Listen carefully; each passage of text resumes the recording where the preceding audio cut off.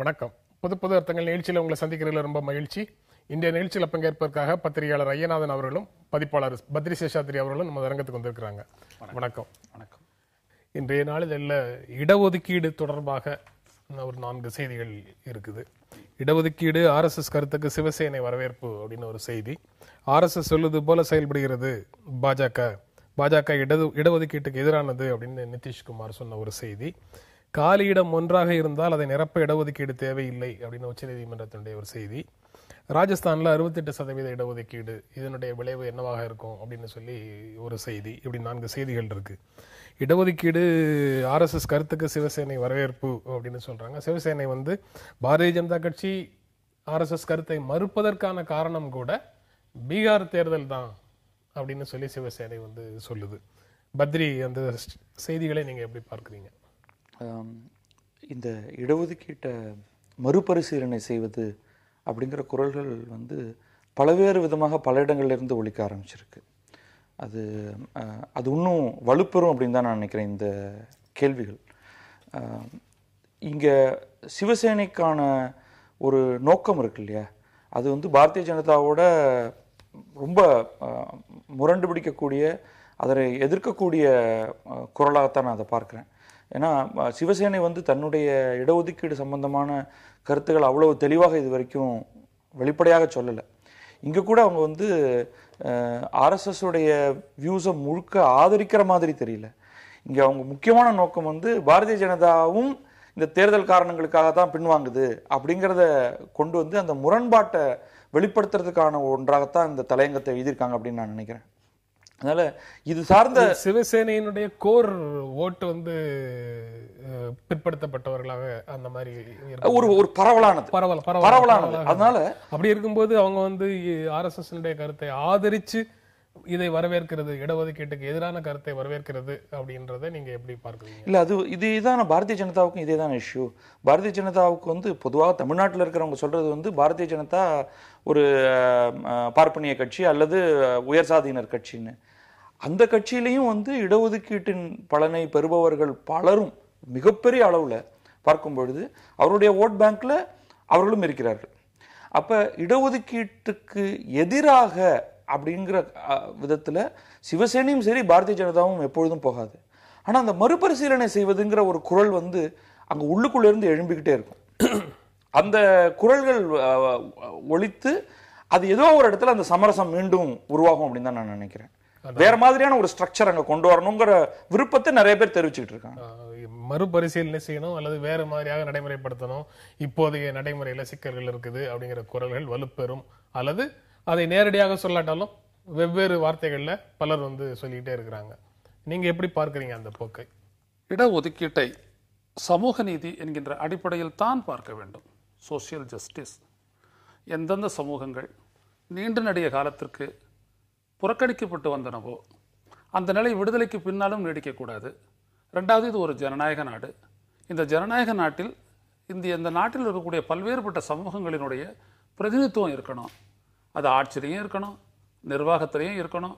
அப்படின்ற ஒரு அடிப்படையில் தான் இந்த மாதிரி தாழ்த்தப்பட்ட இதர பிற்படுத்தப்பட்ட சமூகங்களை சேர்ந்தவர்களுக்கு இடஒதுக்கீடு கல்வி சமூக அடிப்படையில் அளிக்கப்படுகிறது. எனவே அந்த அடிப்படையை யாராலும் மாற்ற முடியாது. அது கான்ஸ்டிடியூஷனல். அரசமைப்பு சட்டப்பிரிவு 15(4) 14(4) செய்யப்பட்டது. தந்தை பெரியாரினுடைய போராட்டத்தினால் முதலில் அந்த திருத்தம் இந்திய அரசமைப்பில் செய்யப்பட்டது. ஆனால் ஒவ்வொரு முறையும் சொல்லக்கூடியவர்கள் இதை மறுபரிசீலனை செய்ய வேண்டும், அதில் பொருளாதார ஒரு அளவுகளை கொண்டு வர வேண்டும் என்று சொன்னவர்கள் இந்தியாவினுடைய உச்சநீதிமன்றம் உட்பட அவர்கள் இந்திய சமூகத்தினுடைய அந்த பரவலான ஒரு நீண்ட நெடிய ஒரு வரலாற்று போக்கை அவர்கள் ஆழ்ந்து காணவில்லை என்பதுதான் இங்கே முக்கியத்துவம் வாய்ந்தது. திரு நேரு அவர்கள் இந்தியாவுடைய இந்திய பிரதமராக இருந்த நேரு அவர்கள் நாடாளுமன்றத்தில் இதே கருத்து வந்தபோது, பொருளாதார அடிப்படை வந்தபோது, ஏனென்றால் இங்கே சொல்கிறார்கள் பாதிக்கப்பட்ட வர்க்க மக்களை காப்பாற்றும் கட்சிகள் என்று சொல்லும்போது வர்க்கம் என்பது கிளாஸ் என்றது எக்கனாமிக் அப்படின்ற ஒரு அடிப்படையில் தான் அங்கே வர்றாங்க. அப்படி வரும்பொழுது பார்த்தீங்கன்னா இல்ல, இவர் சிவசேனையில சாம்னா எழுதியிருக்கிறதுல இந்த தமிழ் டிரான்ஸ்லேஷன்ல பிரச்சனை இருக்கு இருக்கலாம், அதுல பிரச்சனை இருக்கு. ஏன்னா அந்த வர்க்க ரீதியாகங்கிறத சிவசேனை ஏற்கல, அதையும் ஏற்கல. இது இந்த டிரான்ஸ்லேஷன்ல சாம்னாவில இருந்து இங்க போட்ட டிரான்ஸ்லேஷன்ல சிக்கல் சரி இருக்கலாம். இப்போ உதாரணத்துக்கு நீங்கள் எடுத்துக்கிட்டிங்கன்னா இடதுசாரிகள் எடுத்துக்கிட்டிங்கன்னா இடதுசாரிகள்லையும் கூட ஒரு காலகட்டத்தில் அவர்கள் பொருளாதார அடிப்படையிலான அந்த அளவுகளை வலியுறுத்தி தான் வந்திருக்கின்றார்கள். அதை நான் பார்த்துருக்குறோம். இங்கே அடிப்படையில் என்னன்றீங்கன்னா அந்த பொருளாதார அளவுகோல் என்பது நிரந்தரமானதல்ல என்று திரு நேரு அவர்கள் பதிலளித்தார். அது மாறக்கூடியது. இன்றைக்கு ஒருவர் உயர்நிலையில் இருக்கக்கூடியவர், பணக்காரராக இருப்பவர் அடுத்த தலைமுறையில் ஏழையாக போகக்கூடும். இன்னைக்கு வந்துட்டு ஒரு பெரிய சம்பளம், அதுவும் இன்னைக்கு இருக்கக்கூடிய காலத்தை எடுத்துக்கிட்டிங்கன்னா நேருனுடைய கருத்து ரொம்ப சால பொருந்தும். இன்னைக்கு எந்த எம்ப்ளாய்மெண்ட் கேரண்டியும் கிடையாது இல்லைங்களா? இன்னைக்கு நல்லா உயர்ந்த நிலையில் 1 லட்ச ரூபா சம்பாரிச்சிட்டு இருக்கலாம், அவங்க ஊசல் பண்ணி விட்டு வெளியில் அனுப்பிட்டாங்க அப்படின்னோம்னா இமீடியட்டாக அவருடைய பொருளாதார நிலை தாழ்ந்து போயிடும். எனவே பொருளாதார அளவுகோல் என்பது கூடாது. இந்த பரிசீலனை என்று சொல்பவர்கள் அனைவரும் இதைத்தான் அவர்கள் சொல்கின்றார்கள். நாம் இதை எப்படி பார்க்க வேண்டும் என்றாலும் ஒரு ஆழ்ந்த கண்ணோட்டத்துடன் பார்க்க வேண்டும். அதே நேரத்தில் இன்னொன்று, இப்ப நீங்க சொன்னது குறைக்கும் பத்திரிட்ட கருத்து கேட்டுட்டு வரேன். சமூக ரீதியாகவும் கல்வி ரீதியாகவும் பின்தங்கி இருக்கிறவர்களுக்கு இடஒதுக்கீடு அப்படிங்கிறதை புரிந்து கொள்ள முடியுது. அதுதான் இந்திய அரசமைப்பு சட்டம் வலியுறுத்தக்கூடியது. அந்த இரண்டும் சமூக ரீதியாக ஒடுக்கப்பட்டவர்கள் அப்படிங்கிற நிலை வந்து மாறப்போறதில்லை. கல்வி ரீதியாக வாய்ப்பு மறுக்கப்பட்டது நிலையும் மாறப்போறதில்லை. ஆனா பொருளாதார ரீதியான விஷயங்கள்ங்கிறது வந்து உடனடியாக மாறக்கூடியது அப்படிங்கிறது ஏற்கக்கூடிய ஒரு வாதமாக கட்டாயம் ஏற்கக்கூடியதுதான். முக்கியமா ஒரு பொருளாதார ரீதியில் பின்தங்கியவர்களுக்கு இடஒதுக்கீடுங்கிறதுக்கான தேவை இருக்கா இல்லையா அப்படின்னா தேவை அவ்வளவு இல்லை அப்படின்னு தான் நான் சொல்லுவேன். அதை நான் அய்யநாதனோட ஏத்துக்கிறேன். ஆனா இந்த சமூக ரீதின்னு சொல்றாரு இல்லையா, அதுவுமே மாறக்கூடியது. அதுல தாழ்த்தப்பட்டவர்கள், தீண்டாமையினால் பாதிக்கப்பட்டவர்கள், பழங்குடியினரை தவிர்த்து விட்டு பார்க்கும் பொழுது நீங்க socially backward, other backward are தமிழ்நாட்டை எடுத்துக்கிட்டிங்கன்னா பேக்வேர்ட், மோஸ்ட் பேக்வேர்ட்லாம் எடுத்துக்கிட்டீங்க இல்லையா, அது எந்த ஆதாரத்தில் வருது, அது என்ன ஒரு கன்ஸ்ட்ரக்ஷன் அங்கே இருக்குது அப்படின்னு பார்க்கும்பொழுது அதில் மாற்றங்கள் தொடர்ந்து நடந்துக்கிட்டே தான் இருக்குது. அந்த பேக்வேர்ட்னஸில் அந்த பேக்வேர்ட்னஸே எங்கேருந்து வருது? அந்த ஒரு குறிப்பிட்ட ஒரு சாதியிலையோ ஒரு சாதி குழுவிலையோ ஒரு 4-5 சாதிகள் தொகுப்பையோ எடுத்துக்கிட்டிங்கன்னா அதில் கல்வியிலும் வேலை வாய்ப்பிலும் மிகவும் பின்தங்கி இருக்கிறார்கள். அது ஒரு 10 வருடத்துல, 15 வருடத்துல, 25 வருடத்துல அதுலயும் மாற்றம் இருக்கு இல்லையா? அப்போ பொருளாதார ரீதியில் மாற்றம் வரும்பொழுது அது ஒரு தலைமுறையில வரலாம், ஆனால் அல்லது ஒரு குடும்பத்துல ஒரு 2 வருடத்துல கூட அது வரலாம். ஆனா இந்த சமூக ரீதியிலான பின்தங்குதல் அப்படிங்கிறதுலையும் 10, 15, 20 வருடத்துல மாற்றங்கள் வந்துகிட்டே தான் இருக்க போகுது. இந்த மறுபரிசீலனை அப்படிங்கிறது பொருளாதார ரீதியை புகுத்துவது மட்டும்தான் அப்படின்னு பார்க்கக்கூடாது. அய்யநாதனும் சரி மற்றவர்களும் சரி, இந்த யார் பின்தங்கியவர்கள் அப்படிங்கறத மறுபரிசீலனை செய்து கொண்டே இருக்க வேண்டும்ங்கிற பாயிண்ட். நீங்க சொல்றதுல தாழ்த்தப்பட்டவர்களுக்கான இடஒதுக்கீட்டுல எந்த விதமான பிரச்சனையும் பெரும்பாலும் இருக்கு, இப்பொழுதைக்கு அதை போடுவதற்கு தேவையில்லை அப்படின்னு தான் என்னுடைய கருத்து. அதாவது அவர்களுடைய எண்ணிக்கை அதிகமா இருக்கு, அதனால அந்த இடஒதுக்கீட்டை கூட்டணும், அதற்காக மறு ஆய்வு செய்யணுங்கிற குரல் வந்து ரொம்ப மெல்லிய குரல், சிறுபான்மை குரல். அது தாழ்த்தப்பட்ட மக்களை பிரதிநிதித்துவப்படுத்துற கட்சிகளோட அது நின்று போகுது. மறு ஆய்வு அப்படின்னு கேட்கறவங்க வந்து இப்ப இருக்கிற எண்ணிக்கையின் அடிப்படையில் தாழ்த்தப்பட்டவர்களுக்கான இடஒதுக்கீட்டை அதிகரிக்கணுங்கிற நோக்கத்தோட கேட்கிற மறு ஆய்வுகள் இங்க ரொம்ப குறைவு. இந்த மறு ஆய்வுக்கு பின்னால் இருக்கக்கூடிய விஷயங்கள் வேற. ஆனா பிற்படுத்தப்பட்டவர்களுடைய இதுவும் நிலையும் மாறும் அப்படின்னு சொல்றீங்க. ஆனா சமூக ரீதியாக ஒடுக்கப்பட்ட லிஸ்ட்ல அவங்களும் இருக்கத்தானே செய்தாங்க. அந்த நிலை உடனடியாக 10 வருடங்கள் 20 வருடங்கள் இல்லைன்னே சொல்லல. ஆனால் இன்றைக்கு தமிழ்நாட்டை எடுத்துக்கிட்டு யார் பிற்படுத்தப்பட்டவர்கள் அப்படின்னு பாத்தீங்கன்னா தமிழ்நாட்டுடைய 95% இருக்கிறவங்களுக்கு மேல இருக்கிறவங்க எல்லாருமே பிற்படுத்தப்பட்டவர்கள் அப்படின்னு தமிழ்நாடு டிக்ளேர் பண்ணிடுச்சு. அது உண்மையா? எந்த காலத்திலேயாவது எந்த சமூகத்திலேயாவது 95-98% பேர் பிற்படுத்தப்பட்டவர்களாக இருக்க முடியுமா? இப்ப யார் பிற்படுத்தப்பட்டவர் அப்படிங்கிற டெஃபினிஷன் ஒவ்வொரு இடத்துலையும் ஒவ்வொரு மாநிலத்திலையும் திரும்ப திரும்ப மறுபரிசீலனை செய்து கொண்டே இருக்கணும். அதற்கு பிறகு பிற்படுத்தப்பட்டதுங்கிறது வந்து ஒரு பாக்ஸ்குள்ள அடைக்க முடியுமா? அதுல எவ்வளவு லேயர்ஸ் இருக்கு, யார் யாரை பிற்படுத்தி கொண்டிருக்கிறார்கள் அல்லது யார் அந்த பிற்படுத்தப்பட்டதிலிருந்து பீத்து கொண்டு வெளியே வருகிறார்கள்ங்கிறத பார்க்கணும். ஒரு பேலன்ஸ். சமூக நீதி அப்படின்னு சொல்லும் பொழுது அந்த சமூக நீதி உண்மையிலேயே அங்க காக்கப்படுகிறதாங்கிற கேள்விதான் மறுபரிசீலனை செய்யப்படணும் அப்படின்னு சொல்றேன். அப்போ 95 விழுக்காடு பேர் இப்படித்தான் இருக்கிறாங்களா அப்படின்னோம்னா நம்ம இந்த மாதிரி ஒரு கணக்கெடுப்பு அப்படின்றது நம்ம நாட்டில் நிகழலை. எந்தெந்த ஜாதி எவ்வளோ பேர் இருக்காங்க, அவங்களுடைய சமூக நிலை என்ன, கல்வி நிலை என்ன அப்படின்றத வந்துட்டு ஒரு கணக்கெடுப்பை சொல்லணும்னு நாங்கள் வலியுறுத்திக்கிட்டே இருக்கிறோம். சமூக நீதி ஆதரவாளர்கள் எல்லாம் வலியுறுத்திக்கிட்டு தான் இருக்காங்க. ஆனால் இந்த அரசுகள் அதை செய்ய தவறுகின்றன. சோசியல் இண்டிகேட்டர்ஸ் அப்படின்னு நம்ம வரணும். ஒவ்வொரு இடத்துக்கும் வந்தோம் அப்படின்னோம்னா தான் அந்த தரவுகளை வைத்து எதையும் நம்ம சரியாக பார்க்க முடியும். மறு ஆய்வு செய்யப்பட வேண்டும் இந்த அடிப்படையில் என்று பத்ரி சொல்வதை நான் ஏற்கிறேன். ஆனால் நீங்கள் கவனிக்க வேண்டும், தொன்று தொட்டு தொடர்ந்து ஆளுமையில் இருந்த அந்த ஜாதிகள் இன்றைக்கும் ஆளுமையில் எந்த அளவுக்கு இருக்குதுன்றதை பாருங்க. எந்த விதமான ஆளுமையும் இன்றி பங்கேற்பும் இன்றி இருந்த சாதிகள் இன்றைக்கு எந்த அளவிற்கு வந்திருக்கின்றன என்று பாருங்கள். எனவே ஒரு சமூகம் அது இருக்கக்கூடிய அளவிற்கு பிரதிநிதித்துவப்படுத்தப்பட அரசியல் அதிகாரம் அப்படிங்கிறது வந்து கிட்டத்தட்ட ஜனநாயகப்படுத்தப்பட்டது, பிற்படுத்தப்பட்டவர்கள் கைக்கு அரசியல் அதிகாரம் வந்துருச்சு அப்படிங்கிறதுல மாற்று கருத்து இருக்குதா? இல்ல, அப்படி சொல்லிட முடியாது. அப்படி சொல்லிட முடியாது. ரெண்டாவது விஷயம் இன்னொன்று என்ன அப்படின்னம்னா, இந்த அதிகாரம் அப்படின்றது இப்போ எப்படி இருக்குனீங்கன்னா நீங்க ரெண்டா பார்க்கணும். நீங்க ஒன்று கான்ஸ்டிடியூஷனல் நிர்வாக அமைப்புல இருக்கிறது, நிர்வாக அமைப்புல உச்சபட்சமா இருக்கிறவங்க வந்துட்டு எப்படிப்பட்ட ஒரு எண்ணத்தோட இயக்குறாங்க, மற்றதெல்லாம் வந்துட்டு அவங்க ரெப்ரசன்டேஷன் வந்துருச்சு, ஆனா அவங்க கிட்ட அந்த அதிகாரம் கீழே வந்துருச்சு அப்படின்னு நீங்க பாத்தீங்க அப்படின்னம்னா தாழ்த்தப்பட்டவர்களுக்கும் இல்லை என்று சொல்லலாம். தாழ்த்தப்பட்டவர்களுக்கு இல்லை அப்படிங்கிறதுல வந்து எல்லாருக்குமே பொதுவான கருத்து இருக்குது. ஆனா அரசியல் அதிகாரம் பிற்படுத்தப்பட்டவர்களிடத்துல கிடைக்கல அல்லது அது இன்னும் அங்கு பரவலாகவில்லை அப்படிங்கிற. நான் இன்றைக்கு தமிழ்நாட்டை உதாரணமா எடுத்துக்கிட்டா ஒட்டுமொத்த அரசியல் அதிகாரமும் பிற்படுத்தப்பட்டவர்கள் என்று சொல்லப்படுவர்கள்ட்ட தான் இன்றைக்கு குவிந்திருக்கு. அதுல வந்து மாற்று கருத்தே இருக்க முடியாது. யாராவது ஏதாவது நம்பர் கேட்டா உச்சநீதிமன்ற நீதிபதிகள்ல எவ்வளவு நம்பர் அப்படின்னு பேசுவாங்க. நீங்க தமிழ்நாட்டை எடுத்துங்க. ஏன்னா இங்கதான் வந்து இந்த ஒரு குறிப்பிட்ட விதமான இடஒதுக்கீட்டு முறை பல காலமாக பின்பற்றப்பட்டு வந்து அதோடைய எண்ணிக்கை அதோடைய டெஃபினிஷன்லாம் ரொம்ப அதிகமாக விளக்கப்பட்டிருக்கு. இங்க என்ன நடந்திருக்கு அப்படின்னு பாருங்க.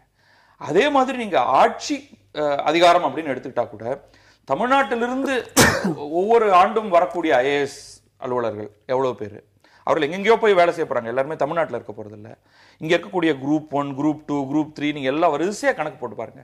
இந்த கணக்கு போடணும் அப்படின்னு ஐயநாதன் சொல்றாரு. ஆனால் அங்கிருந்து தாவி கணக்கு பார்க்கணும், கணக்கு சரி, அது யூசேஜ் தான். நீங்க இந்த கணக்கை பார்த்து ஒரு முடிவுக்கு வருவதற்கு முன்னால இன்னும் பழைய கணக்கை தான் நம்ம பேசிட்டு இருக்கோம். இது வந்து ஆதிக்க சாதி இவர்கள் கையில தான் இருக்கு அப்படின்னு சொல்வதற்கான எந்த கணக்கு கடைசியாக போடப்பட்டது? ஸோ கணக்கை போட்டு பார்த்து நம்பர்ஸ் என்ன அப்படிங்கிறத பார்த்து செய்யணுங்கிறதுக்கு ஏன் வந்து ஒரு எதிர்ப்பு வந்துட்டு இருக்கு? எப்பொழுதுமே ஒரு ஸ்டேட்டஸ் கோ, இன்றைக்கு ஒரு புது ஸ்டேட்டஸ் கோ உருவாகி இருக்கு. அந்த ஸ்டேட்டஸ் கோவால பலனடையக்கூடிய பலரும் பலனடைந்திருக்கிற பலரும் ஒரு புதிய கணக்கீட்டை கட்டாயமாக எதிர்ப்பார்கள் அப்படிங்கிறது தான் என்னுடைய கருத்து. அப்ப இதற்கு ஒரு ஸ்ட்ராங் பொலிட்டிக்கல் வில் வேணும் இந்த காரியத்தை செய்வதற்கு.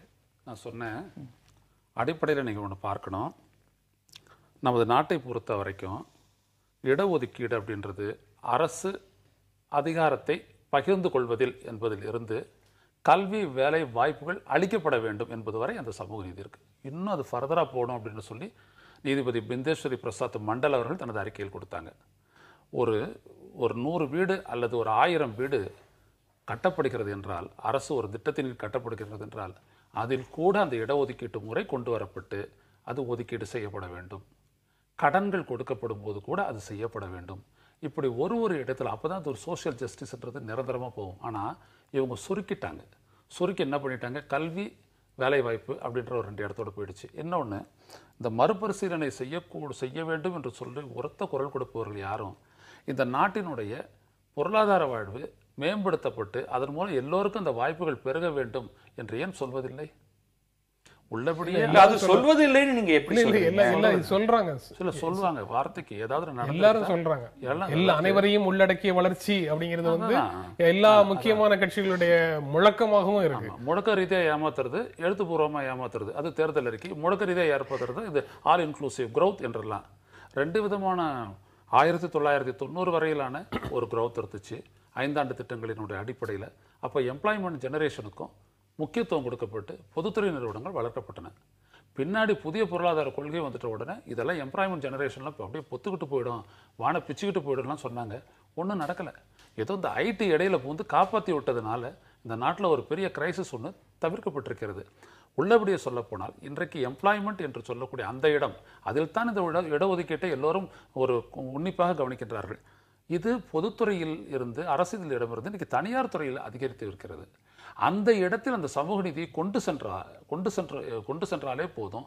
இதுல எல்லாருக்குமே அந்த ரெப்ரசன்டேஷன் கிடைக்கும், எல்லாருக்குமே அந்த வாய்ப்புகள் கிடைக்கும். அந்த இடத்தை செய்ய மாட்டேங்கிறாங்க. அதுக்கு காரணம் என்னன்னா, சமூக நீதி காவலர் இந்திய அளவில் கொண்டு வந்த அந்த இடஒதுக்கீட்டு மண்டல அறிக்கையின் அடிப்படையில் கொண்டு வந்தது ஒரு அறிக்கை, ஒரு அரசினுடைய ஒரு அறிக்கை தான். ஒரு ஒரு நோட்டிஃபிகேஷன், அதை வச்சு தான் அவர் பண்ணார். அவர் அதை சட்டமாக்கவே இல்லை. சட்டமாக்கி இருந்தால் அது எப்படிப்பட்ட வழிகாட்டுதலின் அடிப்படையில் அதை நடைமுறைப்படுத்தலாம், அதுக்கு என்னென்ன காரணிகள் எல்லாம் கண்டறியப்பட வேண்டும், அதற்கென்று ஒரு தனியான துறை, தனியான ஆய்வு, எப்படி நம்ம வந்து நேஷனல் சாம்பிள் சர்வேன்னு ஒன்று வச்சுக்கிட்டு அடிக்கடி பொருளாதார குறியீடுகளை நம்ம உயர்த்துறோமோ மாற்றுறோமோ அதே மாதிரி இதையும் செஞ்சு இதை பரவலாக தனியார் துறையிலும் கொண்டு போயிட்டு இந்த இடஒதுக்கீட்டை பரவலாக்கி இருந்தால் அப்பொழுது தெரிந்திருக்கும் இந்த இந்த இந்த சமூக ரெப்ரசன்டேஷன் என்பது எப்படி அழகாக வளர்ந்து கொண்டிருக்கிறது நமக்கு தெரியும். ஆனால் இங்கே என்ன பேசுகிறாங்க, சோசியல் ஆப்ளிகேஷன் ஆஃப் தி கார்பரேட்ஸ்னு சொல்லிட்டு அதோடு நின்றுட்டாங்க. எந்த கார்பரேட்டாவது ஏற்றுக்குச்சா? ஏற்றுக்கிறல. இப்படிப்பட்ட ஒரு சூழலில் இடஒதுக்கீட்டை என்பதை பரவலாக்கவும் அடிப்படையாக்கவும் அதற்கென்று ஒரு சட்டம். ஐயனாதன் சொன்னதை சுருக்கமாக சொல்லணும்னா ரெண்டு கோரிக்கையை 2 முழக்கத்தை முன்வைக்கிறாருன்னு புரிஞ்சுக்கிறேன். 100% இடஒதுக்கீட்டை நம்ம அமல் செய்ய வேண்டும். அதாவது இருக்கக்கூடிய மக்கள் தொகையின் கணக்குல என்னென்ன சாதியினர் எவ்வளவு பெர்சன்ட் இருக்காங்களோ அதை அனைத்து துறைகளிலையும் நடைமுறைப்படுத்தணும். 2வது தனியார் துறைக்கும் கொண்டு வரணும். இதுதான் இன்றைய முதன்மையான கோரிக்கைகள். சமூக நீதி பக்கத்துல நிற்கக்கூடியவர்களுடைய முதன்மையான கோரிக்கைகள் இந்த 2 விஷயங்களும் தான். நீங்க அதை எப்படி பார்க்க? இல்ல, அது அந்த மாதிரி எதையும் யோசிக்கிறதுக்கு முன்னாடியே உங்களுக்கு தரவுகள் வேணும். இப்ப ஐயநாதன் சொல்றது எல்லாமே தரவுகள் இல்லாம தான், மனப்பதிவின் சார்பாகத்தான். இதனால இங்க இந்த மாதிரி ஆயிருச்சு. முதல்ல வந்து 1990க்கு பிறகு வளர்ச்சியே இல்லை, அல்லது ஒரு இன்கம் பரவலாக்கப்படலை, வேலைகள் உருவாகலை அப்படின்னு சொல்லவே முடியாது. அந்த காலகட்டத்தில் உருவாகி இருக்கக்கூடிய பாப்புலேஷன் growth அதற்கு முன்னாடி தலையீட்டுக்கு மன்னிக்கணும் பத்திரிகை, அதாவது உயர்ந்துச்சு அப்படின்னோம்னா இடஒதுக்கீட்டை பற்றி நம்ம பேசவே மாட்டோம். ஏன்னா there are so much of opportunities in education as well as employment. ஆனால் அப்படி வளர அப்படின்றதுனால தான் இந்த பிரச்சனை. எந்த கட்டத்திலையுமே ஒரு குறிப்பிட்ட பிரிவினர் வந்து தங்களுக்கு மேலும் வேண்டும். இன்றைக்கு பட்டேல்கள் குஜராத்ல கேட்கலையா? கேட்டுக்கிட்டு தான் இருப்பாங்க. ஏன்னா கேட்கறதுங்கிறது வந்து உங்க விருப்பத்தை சார்ந்தது. ஆனா தரவுகளை நீங்க காமிச்சிட்டீங்கன்னா நீ உண்மையிலேயே நீ கேட்பதற்கான முகாந்திரம் இருக்கா, இன்றைக்கு யாருக்கு கொடுக்கிறோம், கொடுக்கிறவர்களுக்கு அது ஏன் கொடுக்கிறோம் அப்படிங்கிறது வந்து இன்றைக்கு சரியாக பேசப்படலை அப்படிங்கிறது என்னுடைய கருத்து. அதற்கான ஸ்டாட்டிஸ்டிக்ஸ் இல்லாம தான் நம்ம பேசிட்டு. அதுதான் அந்த ஸ்டாட்டிஸ்டிக்ஸை யாராவது எதிர்க்கிறவங்க வலியுறுத்துறாங்களா, மறுபரிசீலனை செய்யக்கூடியவங்க வலியுறுத்துறாங்களா? இதுதான் எங்களுடைய கேள்வி. நாங்கள் அப்பொழுதுல இருந்துட்டு இடஒதுக்கீடு தொடர்பாக ஒரு நீண்ட நெடிய போராட்டத்தை நம்ம நடத்திக்கிட்டு வரக்கூடிய அதில் ஒரு அங்கம் வகித்தவன் என்கிற அடிப்படையில் சொல்கின்றேன். இதை சட்டபூர்வமாக நியாயபூர்வமாக தரவுகளை கொண்டு இதை ஆராய்ந்து பார்த்து நடைமுறைப்படுத்த வேண்டும் என்று நாங்கள் தொடர்ந்து குரல் கொடுத்துக் கொண்டிருக்கின்றோம். எந்த கட்சியும் ஏற்கவில்லை, எதிர்ப்பவர்களும் சொல்லவில்லை. பாதுகாப்புத்துறை அறிஞர்கள் மத்தியில் பேசும்போது பாதுகாப்புத்துறை அமைச்சர் சொல்றாரு, ரிக்வேத கால முனிவர்கள் பெரிய அறிவியல் அறிஞர்கள், அவர்களுடைய எளிமையான வாழ்க்கையிலிருந்து பாதுகாப்பு அறிவியல் அறிஞர்கள் கற்றுக்கொள்ள வேண்டும் அப்படின்னு சொல்றாரு. ஏற்கனவே பல அறிவியல் மாநாட்டில் வேத காலத்தில் இருந்து இருக்கிற எல்லா விஷயங்களும் பின்னால்தான் நம்மகிட்ட தான் முதல்ல இருந்தது, பின்னால தான் மற்றவர்கள் கண்டுபிடித்தார்கள்னு சொல்லி பிரதமர் நரேந்திர மோடி உட்பட, ஹர்ஷவர்தன் உட்பட பிரதமரும் மத்திய அமைச்சர்களும் பல விஷயங்களை பேசிட்டு இருக்கிறாங்க. இப்ப பாதுகாப்புத்துறை அமைச்சரும் சொல்லியிருக்கிறாரு. நீங்க எப்படி பார்க்குறீங்க அவருடைய பேச்சு? சாதாரணமாக விட்டுட்டு போயிடலாம், அது பிஜேபி தானே அப்படின்னு சொல்லிட்டு. இவர் ஐஐடி மும்பையிலலாம் படிச்சுட்டு வந்திருக்காருங்கும் பொழுது ரொம்ப அவமானமா இருக்கு எனக்கு. உளறலோடைய உச்சம் அது வந்து இந்த ததீச்சி முனிவர் அவருடைய ஒரு எலும்புல இருந்து வஜ்ராயத்தை பண்ணாரு. அப்போ உண்மையிலேயே அவங்க ஒரு மெட்டல் தான் கண்டுபிடிச்சிருப்பாங்க அப்படின்ட்டுலாம் இவர் ஏன் பேசணும்? ஒருவேளை வந்து யாரையாவது ஒரு மகிழ்விக்கணுங்கிறதுக்காக பேசினதா, உண்மையிலேயே இவருக்கு இந்த மாதிரியான ஒரு கருத்து இருக்கா? இந்த உளறல்களெல்லாம் வந்து இவங்க நிறுத்த மாட்டாங்களா அப்படிங்கிற மாதிரி தான் தோணுது. மற்றபடி இவர் மேலே எனக்கு ரொம்ப பெரிய மதிப்பு இருக்கு, அடுத்து நாட்டின் பிரதமராக ஆகக்கூடிய இதெல்லாம் இருக்குன்னு. ஒருவேளை நரேந்திர மோடி மாதிரி பேசினா அடுத்து பிரதமராகலாம்னு நினைக்கிறாரோ என்னவோ தெரியல. ஐயனாதன், நீங்க எப்படி பார்க்குறீங்க? அதாவதுங்க, இந்த மாதிரிலாம் பேசிட்டு இருக்கிறது அதான் பத்ரி சொல்லிவிட்டார், அதை தாண்டி எதுவும் சொல்றதுக்கெல்லாம் இல்லை. அடிப்படையில் என்ன அப்படின்னீங்கன்னா, இந்த நாட்டினுடைய ஒரு பாதுகாப்பு அமைச்சராக வர்றவர் இந்த நாட்டினுடைய பாதுகாப்பை உறுதி செய்யக்கூடிய அளவிற்கு இந்த நாட்டினுடைய டிஆர்டிஓ ஒர்க் பண்ணிட்டு இருக்குது. அதை எந்த அளவிற்கு நீங்கள் சப்போர்ட் பண்ணியிருக்கிறீங்க அதை பேசணும். டிஆர்டிஓ பண்ணக்கூடிய ஒவ்வொரு விஷயத்தையும் உள்ளிருந்து கெடுத்துட்டு வெளிநாட்டில் ஆயுதம் வாங்கி குவிச்சிட்டு இருக்கிறீங்க. நேற்று கூட இங்கே பேசினாங்க, வெளிநாட்டில் தான் ஒரு ஹெலிகாப்டர் கூட வெளிநாட்டில் தான் வாங்கணும். இந்தியாவில் தயாரிக்கப்பட்ட ஒரு கேமரா ஒன்று சொல்லுங்கள். பாண்டியன் தான் அதை கேட்டார், ஒரு கேமரா பண்ணுறோமா அன்னைக்கு? ஒன்றுமே கிடையாது, எந்த தயாரிப்பும் கிடையாது. இவர் ரிஷிகிட்ட போயிட்டார். ஒரு விஷயத்தை எடுத்துக்கிறலாம், ரிஷிகள் கிட்ட இருந்தும் முனிவர்கள் கிட்ட இருந்துட்டும் இவங்ககிட்ட இருந்துட்டு அகங்காரமின்றி கோபப்படாம அது ஒரு அதுலயும் வந்து கோபம் அதிகமாகி சாபம் கொடுத்த கதைகள் எல்லாம் நிறைய இருக்கு. அதெல்லாம் ஒரு யாருக்கு அந்த சாபம் கொடுத்தாங்க அப்படின்றதெல்லாம் கூட நம்ம பார்க்கலாம். அது வேற விஷயம். நான் என்ன சொல்ல வரேன் அப்படின்னீங்கன்னா, ஒரு விஷயத்தை இவர் சொன்ன மாதிரி ரியலிஸ்டிக்கா பார்க்கணும், ரொம்ப ரியலிஸ்டிக்கா பார்க்கணும். இந்த நாட்டினுடைய 5 ஆண்டு திட்டங்களின் போது முக்கியமா நம்ம வந்துட்டு த்ரஸ்ட் எதுக்கு கொடுத்தோம் அப்படின்னா R&Dக்கு கொடுத்தோம், ரிசர்ச் அண்ட் டெவலப்மெண்ட் கொடுத்தோம். அது ஒரே நேரத்தில் நம்மளுடைய ஆராய்ச்சி மேம்பாடு, இம்போர்ட் சப்ஸ்டிடியூஷன், அதே நேரத்தில் நம்மளுடைய சயின்டிஃபிக் டெவலப்மெண்ட்டையும் ஊக்கப்படுத்திச்சு. அதே நேரத்தில் பார்த்தீங்கன்னா ஏராளமான விஞ்ஞானிகளையும் உருவாக்கியது. அதன் மூலமா இந்த நாட்டினுடைய வெப்பன்றி அது இதெல்லாம் கொண்டு வரலாம்னு சொல்லிட்டு அக்னி வர வந்திருக்கிறோம். அக்னிக்கெல்லாம் வந்தாச்சு. ஆனா பாருங்க, ஒரு ஹெலிகாப்டர் நம்மளால பண்ண முடியலையா? இந்த நாட்டில் உருவான எத்தனையோ என்ஜினியர்கள் வந்துட்டு இதெல்லாம் பார்த்து சிரிப்பாங்க. அப்படின்னா எவ்வளவு விஷயத்தை நீங்க கோட்டை விட்டுட்டு இவங்க பண்ணிக்கிட்டு இருக்கிறாங்கன்ட்டு. இதையெல்லாம் மறைக்கிறதுக்கு இந்த மாதிரி ஒரு சர்ச்சையை உருவாக்கி விட்டுறாங்க. ரிஷிகளை போல நீங்க வஜ்ராயுதத்தை ஆராய்ங்க அப்படின்ட்டு, போன்ல இருந்துட்டு பண்ணுங்க அப்படின்ட்டு. இதெல்லாம் பண்ணாதே DRDOல டெவலப் இந்த மாதிரி டிஃபென்ஸ் ரிசர்ச் அண்ட் டெவலப்மெண்ட் ஆர்கனைசேஷன்ல இந்த அளவுக்கு வந்திருக்கிறாங்க. இல்ல பழைய இந்தியால போதுமான கற்றுக்கொள்வதற்கு எதுவுமே இல்லை அப்படின்னு சொல்லி முற்றிலுமாக புறந்தள்ளிடவும் முடியுமா? அறிவியலை பொறுத்தவரைக்கும் முற்றிலுமாக புறந்தள்ளலாம். முற்றிலுமாக ஒண்ணுமே இல்லை. நீங்க எங்க உங்களுக்கு ஒரு ப்ரொசீஜர்னு ஒண்ணு வேணும் இல்லையா? நீங்க வந்து எங்கேயோ ஒரு லைன் இருக்கு. இந்த இந்த இந்த இந்துத்துவ எக்ஸ்ட்ரீம்ல இருக்கிறாங்க இல்லையா? குவாண்டம் மெக்கானிக்ஸை நாங்க தான் கண்டுபிடிச்சிட்டோம், ரிலேட்டிவிட்டியை நாங்க தான் கண்டுபிடிச்சிட்டோம், ஒரு ஒளியுடைய வேகத்தை நாங்க என்னைக்கோ வந்து ஒரு சூட்சுமமா எழுதி வச்சுட்டோம். இவங்க பேசுறது எல்லாத்தையும் வந்து கொஞ்சம் அறிவியல் பின்னணி இருக்கிறவங்க எல்லாம் ஒட்டு மொத்தமா ரிஜெக்ட் பண்ணி தூக்கி குப்பையில போடணும். இது வந்து கடுமையான வார்த்தைகளால மட்டும்தான் இதை வந்து தாக்கணும். ஏன்னா இந்த மென்டாலிட்டியே தப்புங்கிறேன் நான். முதல்ல நமக்கு இன்றைக்கு கிடைத்திருக்கக்கூடிய நவீன அறிவியல் தொழில்நுட்ப பின்னணி அப்படிங்கிறது கடந்த 200 வருடங்கள்ல உலகத்துல உருவாகி வந்தது. அது மேற்கத்திய உலகத்துல வந்தது. அதனால நமக்கு எந்த விதமான தாழ்வு மனப்பான்மையும் இருக்கக்கூடாது. அந்த மெத்தடாலஜி அப்படியே அடாப்ட் பண்ணி ஒழுங்கா உருப்படியான ஆட்களை இங்க உருவாக்குறதையும், இது போன்ற ஆராய்ச்சிகள்ல அதிக அளவுக்கு பணத்தை இன்வெஸ்ட் பண்றதையும் பண்ணுமே தவிர, சும்மா பின்னாடி போயிட்டு நாங்க அதை பண்ணோம் இதை பண்ணோம்னு சொல்றது வந்து அபத்தம். அந்த காலகட்டத்தில் இருந்துட்டு எடுத்துக்கொள்ளக்கூடிய அறிவியல் என்று எதுவும் இல்லை என்று திரு பத்ரி அவர்கள் சொல்வதை நான் ஏற்கவில்லை. எல்லா சமூகத்திலும் அறிவியல் என்று எடுத்துக்கொண்டுதான் இருக்கிறது. இன்றைக்கு நாம் வச்சிருக்கக்கூடிய ஒரு அளவு, அதற்கான பார்வை என்பது வேறு. அப்படிப்பட்ட அறிவியல் இல்லாதையா நம்ம வந்துட்டு கட்டியிருக்கிறோம். அந்த கல்லணை போன்றவை 2000 ஆண்டுக்கு முற்பட்டது. கட்டுமான பொறியியலை நீங்கள் எடுத்துக்கொள்ளுங்கள். இன்னும் சொல்ல போனால் விவசாயத்தில் நம்ம மேம்பட்டு வந்த நிலையை நீங்கள் எடுத்துக்கொள்ளுங்கள். அறிவியல், அறிவு சார்ந்த சிந்தனை, அது சார்ந்த வாழ்க்கை என்பது எப்போதும் இருந்து கொண்டே இருக்கிறது. பழங்காலத்திலிருந்து அல்லது இந்த புராணங்களிலிருந்து எடுத்துக்கொள்ளக்கூடியது வாழ்க்கைக்கு எத்தனையோ இருக்கின்றது. ஆனால் நீங்கள் தேடுவதை தவறான இடத்தில் கொண்டு போய் தேடுகின்றீர்கள். நீங்கள் வந்துட்டு பார்பர் ஷாப்பில் போயிட்டு நீங்கள் வந்துட்டு தங்கம் வாங்க போறீங்க, மெடிக்கல் ஷாப்பில் போயிட்டு நீங்கள் அரிசி கேட்குறீங்க. இதெல்லாம் என்ன? இதுதான் இந்துத்துவா. ஆனால் உள்ளபடியே ஒரு சமூக பார்வை, வரலாற்று பார்வை என்பது ஆழமாக அதற்கு உரிய அளவில் சென்று ஆழமாக போய் பார்க்கணும். அந்த இடத்திலிருந்து ஏராளமான ஒளிகள், வழிகாட்டுதல்கள் நம்மளுக்கு இருக்கின்றன, கிடைக்கின்றன, வாழ்கின்றோம். ஆனால் இவங்க சொல்லக்கூடியது அல்ல. இந்த ஒரு மாடர்ன் இந்தியாவை நீங்கள் எப்படி பார்க்க வேண்டும் என்றால், இந்த நாட்டினுடைய உழைப்பாற்றல், அறிவாற்றல், வள ஆற்றல் இவைகளை ஒன்றிணைத்து மேம்பாட்டிற்கான வழி தேட வேண்டியதுதான் அரசின் வேலையை தவிர, இப்படியெல்லாம் குறுக்கு சால் ஓட்டிக்கிட்டு வஜ்ராயுதத்தை பற்றி கண்டுபிடிக்கிறதுன்றது ஞாயிற்றுக்கிழமை சீரியல் பார்க்குற விஷயம். அதெல்லாம் அப்படிலாம் நம்ம பார்க்கக்கூடாது. வாக்குச்சீட்டுல, வாக்குப்பதிவு எந்திரத்துல வேட்பாளருடைய புகைப்படத்தை சேர்க்கும் போது தேர்தல் சின்னத்தை அதுல இருந்து எடுத்துடலாம் அப்படின்னு ஒரு ஆலோசனையை தேர்தல் ஆணையத்திற்கு நான் அனுப்பியிருக்கிறேன் அப்படின்னு அண்ணா ஹசாரே சொல்றாரு.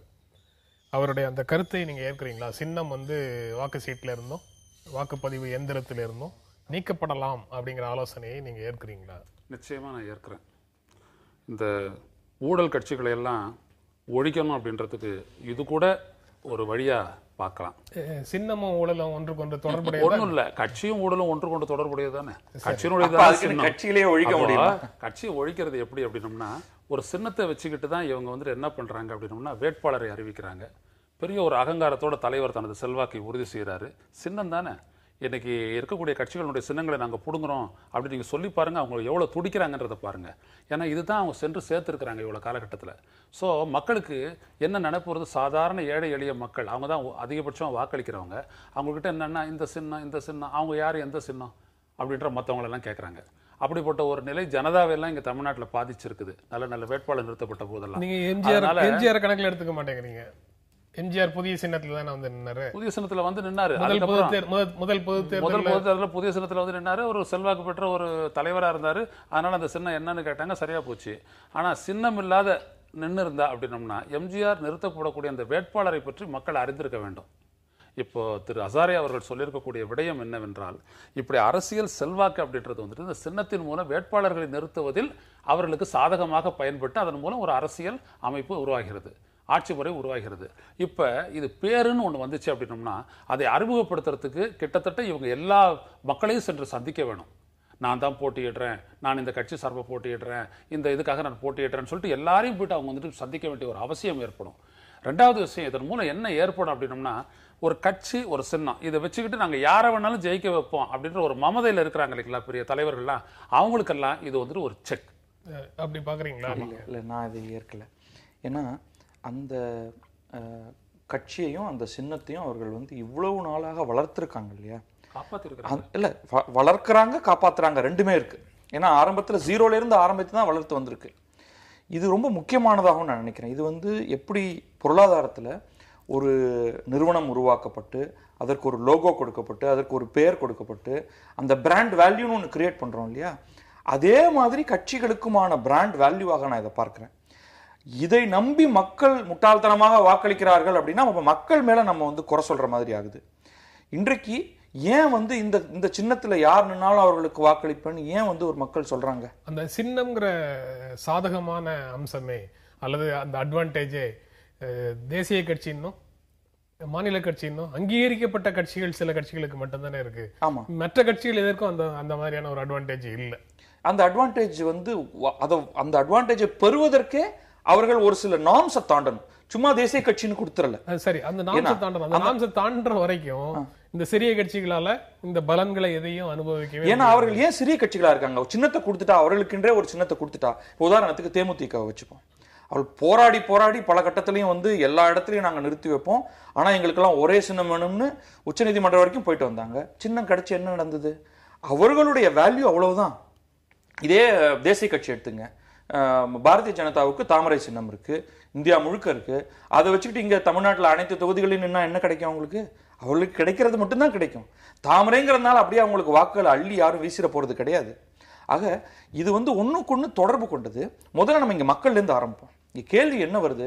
மக்கள் வந்து ஹசாரேவே என்ன சொல்றாரு?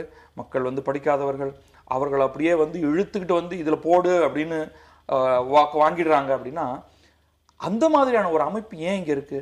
இன்றைக்கு நம்ம வந்து adult franchise, universal adult franchise கொடுத்தாச்சு. 1947 50லயே நமக்கு வந்து 50லேருந்து இது வந்துகிட்டு இருக்குது. அப்படிப்பட்ட ஒரு நிலையில இருக்கிற ஒரு அமைப்புக்கு உள்ளதான் உங்களுடைய ஜனநாயகம்ங்கிறது வந்து ஒர்க் பண்ண முடியும். இல்லை நீங்க வந்து என்ன பண்ணணும், சின்னத்தை எடுக்கிறோம் ஏன்னா அது வந்து அதுக்கு ஒரு எக்ஸ்ட்ரீம் அட்வான்டேஜ் ஒரு சில கட்சிகளுக்கு வருதுன்னா, நான் இன்னொரு மாற்று ஒன்று வைக்கிறேன். படித்து ஒரு டெஸ்ட் ஒன்று நான் வைப்பேன் உள்ள, நீங்க வாக்களிக்கிறதுக்கு முன்னாடியே 10 கேள்வி கேட்பேன். அது வந்து பொது அறிவாக இருக்கும் அல்லது அந்த கட்சியுடைய சில விஷயங்களாக இருக்கும். அதுல பாஸ் பண்றதுதான் உள்ள போய் ஓட்டு போடலாம். ஏன்னா அப்பதான் வந்து ரொம்ப எல்லா விஷயமும் தெரிந்தவர்களால் வாக்களித்து வெற்றி கொள்ளக்கூடிய ஒரு சிஸ்டம் அப்படின்னு சொன்னா அதை நீங்க ஏத்துப்பீங்களா? அதே மாதிரிதான் இருக்கு இது. அதாவது நல்லா வந்துட்டு அவருடைய வாதப்படி சொல்றேன், பத்ரி சிக்கிட்டாரு. கமர்சியலைசேஷன் அதான் சொன்னாரு, பிராண்டு எப்படி வருது பாத்தீங்களா? ஏன் இந்த நாட்டினுடைய அரசியல் வணிகமாச்சு அப்படின்றதுக்கு இது ஒரு அர்த்தாட்சி. வணிகம் தப்புன்னு நினைக்கிறீங்க? வணிகம் தான் ஒரு நாட்டுடைய ஆதாரமே. ஒரு நாடு மேல எழுந்து வருவதற்கு வணிகம் தான் முக்கியம். உழைப்பு, உற்பத்தி, பகிர்வு, அதன் மீது வணிகம், இதெல்லாம் சேர்ந்துதான் வந்துட்டு முன்னேற்றமா இருக்கும். வெறும் வணிகம் அப்படின்றதுக்கு போச்சு அப்படின்னோம்னா உலகம் என்ன ஆகும் அப்படின்றதுக்கு தான் சப்ரைம் கிரைசிஸ்ல இருந்து ஆரம்பிச்சு இன்னைக்கு உலகம் ஃபுல்லா இருக்க கிரைசிஸ் காரணம். நான் சொல்றேன் நீங்க சொன்னது எல்லாம் இல்லாம வணிகம்ங்கிறது இல்ல. பொன்னி அரிசிங்கிற அந்த பொன்னிங்கிறது பிராண்ட் வந்து ஒரு விவசாயிக்கு ரொம்ப முக்கியமானது. அவர் ஏதாவது ஒரு அரிசின்னு வாங்கி சாப்பிடுங்க அப்படின்னு சொல்றாரா? இது வணிகத்தை விடுங்க, உங்க உற்பத்தியிலிருந்து ஒரு வேல்யூ இல்லைங்க பேசுறதுக்கு வாங்க பத்தி இல்லைங்க. கமர்சியலைசேஷன் அது தாங்க முக்கியம். உதய சூரியன், இரட்டை இலை, கை, பசுமாடு இதெல்லாம் வச்சு ஏழைகளை ஏமாத்துறீங்கன்னா இல்லையா? இல்லைங்க, அதுக்கு பின்னாடி ஒரு பிராண்ட் வேல்யூ இருக்கு. ஏமாத்துறீங்கன்னு எப்படி அது எப்படி ஏமாத்தலாம்? சொல்றேன். இப்ப அதாவது ஒரு சமமற்ற நிலை இருக்கு. சிறிய கட்சிகளுக்கும் பெரிய கட்சிகளுக்கும் இடையில ஒரு சமமற்ற நிலை இருக்கு. அது விவாதத்துக்குரிய ஒரு விஷயம். பேசலாம். ஆமா, அவங்களுடைய வேட்பாளர்களுடைய அவங்களுடைய சின்னங்களை கொண்டு போய் சேர்க்கறதுல அவங்களுக்கு சிரமம் இருக்குது. சிறிய கட்சிகள் தே ஆர் அட் டிஸ்அட்வான்டேஜ். இதுதான் நான் என்ன சொல்றேன். இந்த சைக்கிளில் வச்சு கூட்டு வர்றது, ரிக்ஷாவில் வச்சு கூட்டு வர்றது, வண்டியில் வச்சு கூட்டு வர்றது, இந்த பெரிய பெரிய மக்களெல்லாம் நீங்கள் என்ன சொல்றீங்க, இந்த சின்னத்தில் போயிட்டு இந்த அமுக்குமா அப்படின்னு சொல்லிடுறீங்கல்ல. சின்னத்தை வச்சுதான் இன்னைக்கு இந்த அரசியல் கட்சிகளே வந்துட்டு மிகப்பெரிய அளவில் பலனடைகின்றன. அதனால்தான் நாம வந்துட்டு பேசா மடந்தையாக இருக்கக்கூடியவர்களை எல்லாம் நாடாளுமன்றத்துக்கு அனுப்ப வேண்டிய நிலையெல்லாம் ஏற்பட்டிருக்குது. என்னன்னே தெரியுது. அவங்க இப்ப ஒரு வேட்பாளருடைய பெயர் படம் என்று வரும்பொழுது அது முக்கியத்துவம் பெறுகிறதா இல்லையா? அந்த சின்னம் எனக்கு அவர் சொல்லும் போது மேற்கத்திய நாடுகள்ல இது என்ன ரோல் பிளே பண்ணுது? இல்ல உங்களுக்கு வந்து பிற இடங்கள்லயும் சின்னங்கள் இருக்கு. சின்னம் இல்லாமல்லாம் இல்ல. ஆனா ஒரு முக்கியமான விஷயம் வந்து அய்யநாதன் சொன்னதுல நம்ம கவனிக்கணும். இந்தியாவை பொறுத்த வரைக்கும் கட்சி சார்ந்த ஜனநாயகம் தான் முன்னெடுக்கப்படுது. அதுல இன்டர்னல் இஷ்யூஸ் நிறைய வருது. இவர் சொல்ற மாதிரி தலைவர், ஒரு கட்சியுடைய தலைவர் தன்னுடைய கட்சியின் சார்பில் இவர் நிற்பார் இந்த தொகுதியில. கட்சி சார்ந்த ஜனநாயகம் அப்படிங்கறத நம்ம வந்து சொல்றோம். கான்ஸ்டிடியூஷன்ல இல்ல. அது நான் நடைமுறையை பத்தி பேசுறேன். ஆனால் நீங்க எங்க வந்து ஒரு பிரைமரி தேர்தல் சார்ந்த ஒரு ஜனநாயகம் வருதோ, இப்ப உதாரணத்துக்கு பிரிட்டன்ல இருக்கு, ஆஸ்திரேலியால இருக்கு, இதுல அமெரிக்கால இருக்கு. நீங்க கட்சியுடைய தலைவர் வந்து இந்த தொகுதியில இவர் நிற்பார்லாம் சொல்லிட முடியாது. அந்த தொகுதியில ஒரு கட்சிக்காக நிற்க வேண்டியவர்களே ஒரு 4-5 பேர் போட்டிடுவாங்க. இப்ப நம்ம பார்த்துட்டு இருக்கோம் அமெரிக்கால பிரசிடென்ஷியல் பிரைமரிக்கான எஃபர்ட்ஸ் இப்ப நடந்துட்டு இருக்கு. அந்த இடத்துல ஆள் முன்னிறுத்தப்படுறாரு, கொள்கைகள் முன்னிறுத்தப்படுகின்றன. அது நல்லதுங்கிறத நான் ஒட்டுமொத்தமாக ஏத்துக்கிறேன். அதனாலேயே அந்த சின்னம்ங்கிறது அந்த சிச்சுவேஷன் வர்றப்பதான் தேவையில்லையே தவிர இது வந்து நம்ம எதை முதல்ல எதை ரெண்டாவது அப்படின்னு பார்க்கும் பொழுது நம்ம கட்சியோட சின்னத்தை தூக்கி எறிஞ்சிருவோம் அப்படிங்கிறது எனக்கு இன்றைக்கு குழப்பத்தை தான் விளைவிக்கும் அப்படின்னு நான் நினைக்கிறேன். இன்றைக்கு நம்மகிட்ட இருக்கிறது வந்து கட்சி சார்ந்த ஜனநாயகம், கட்சி தலைமை சார்ந்த ஜனநாயகம். அது நடைமுறை. அந்த நடைமுறையை நான் ஏற்றுக்கொள்ள விரும்பல.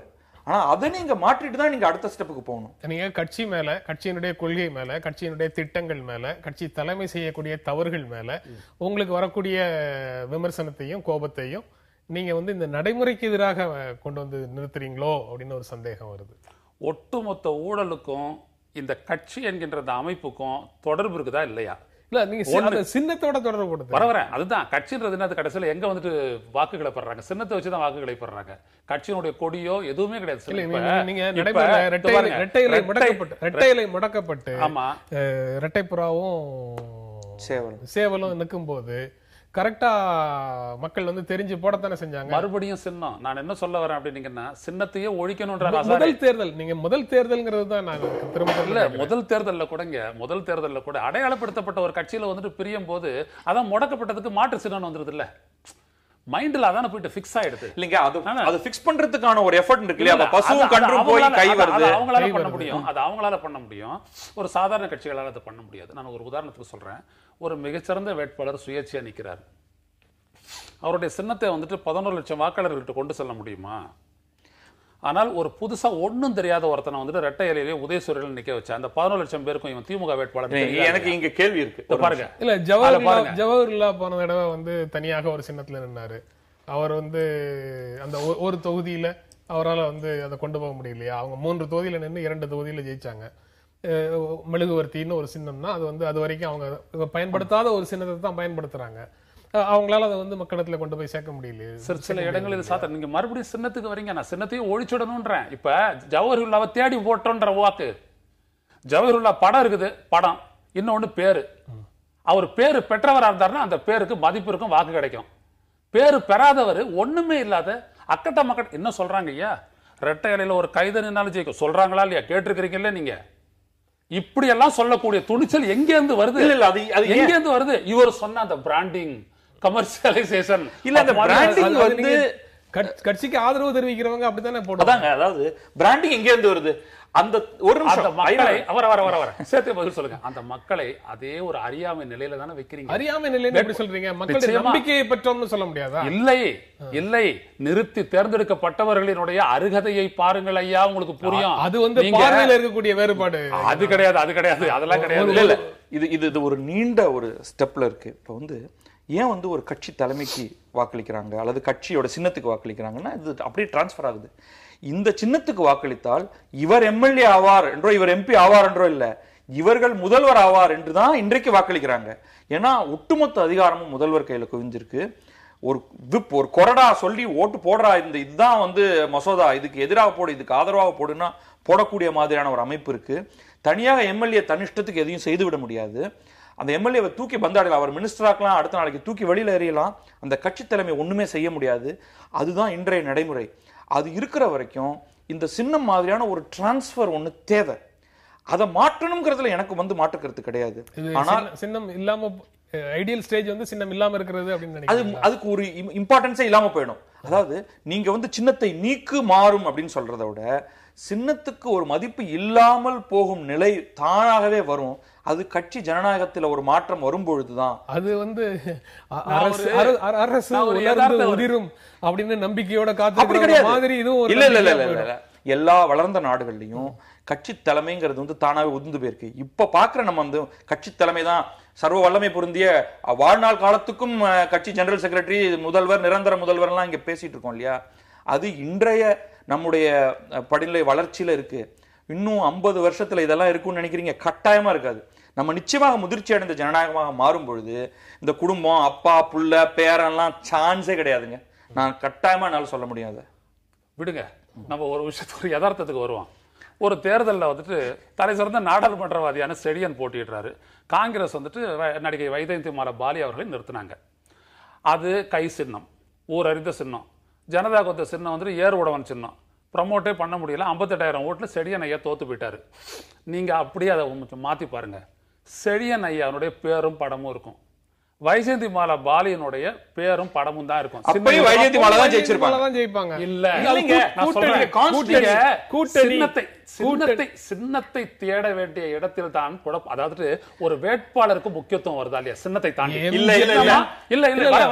வைஜெயந்திமாலா பாலிக்கு எம்ஜிஆர் ஆதரவு கொடுக்கிறாரு, எம்ஜிஆர் ஆதரிக்கிற சின்னம்னு சொல்றீங்க.